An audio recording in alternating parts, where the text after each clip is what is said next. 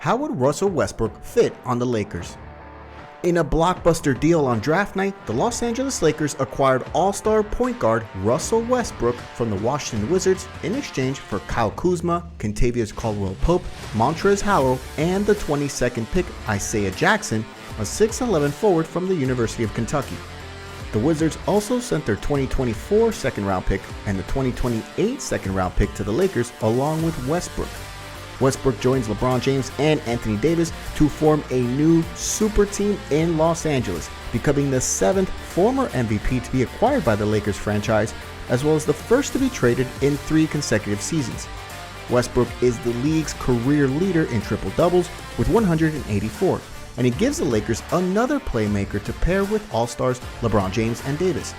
Westbrook led the league in assists in 3 of the last 4 seasons and has averaged triple-doubles in 4 of his last 5 seasons. Last year with the Wizards, Westbrook's stat sheet looked incredible: 22.2 points, 11.7 assists, and 11.5 rebounds per game. So could have the Lakers done a better deal than this one? They were in a desperate search for a playmaker, and they got Russ. What more can you ask for? But let's see if the deal is exactly as good as it sounds. Having LeBron, AD, and Russ is definitely a super team, but will they be unbeatable as it seems on the first hand? So before we go on and see how Russell Westbrook will fit on the Lakers, make sure you like the video and comment down below about your favorite part of the video. And also, let us know your opinion on whether the Lakers made the right move trading for Westbrook, and do you think they can win the championship next year with him on the roster? Also, make sure you subscribe to the Top 10 Everythings with the notification bell on. So, adding the former MVP to the Lakers roster sounds very exciting, and it actually is, but when we take a look at the team's stats, it seems a little odd. The Lakers ranked 24th in 3-point attempts and 21st in 3-point percentage last season. Westbrook is a notoriously poor 3-point shooter. He's made only 30.5% of his attempts in his career, further limiting spacing for LeBron James and Anthony Davis as they drive to the basket. That was already a problem over the past 2 seasons.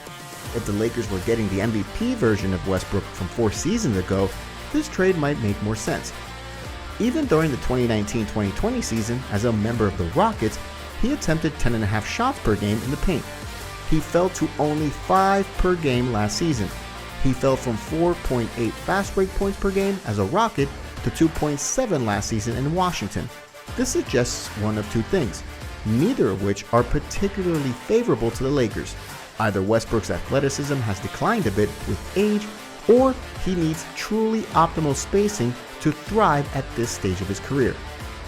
The version of Westbrook that the Lakers are getting is the one that took over 6 mid-range shots per game last season and barely made 38% of them.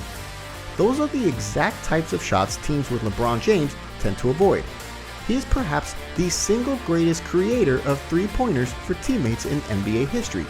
That has typically created a symbiotic relationship between James and his role players.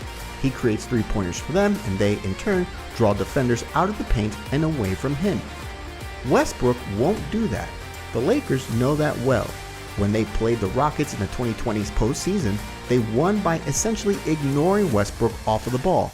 They doubled James Harden frequently, knowing that Westbrook, a 30.5% 3-point shooter for his career, couldn't punish them from behind the arc. Teams will do the same thing to them in an effort to slow down James or Davis from behind the arc. That is the fundamental flaw in this trade. Everything the Lakers do offensively should be built around enhancing James and Davis. At best, Westbrook handling the ball means that James and Davis aren't. At worst, he actively hinders them through his inability to shoot 3-pointers. But let's not sound like this move was a mistake. Westbrook has been one of the best players in the league in the past 10 years, and his energy and athleticism are something that we don't see very often. The Lakers have been desperately searching for a secondary playmaker to help take ball handling pressure off of James. Westbrook will definitely solve that issue. He may not be a shooter, but he's a dynamic scorer that will make the Lakers even deadlier in transition and on the glass. The Lakers ranked first in the NBA in points per 100 possessions added in transition during their championship season in 2020. They fell to 19th last season. Injuries were a part of that, but the Lakers clearly weren't as strong in transition even at full strength. Even a declining Westbrook is a substantial upgrade in that regard.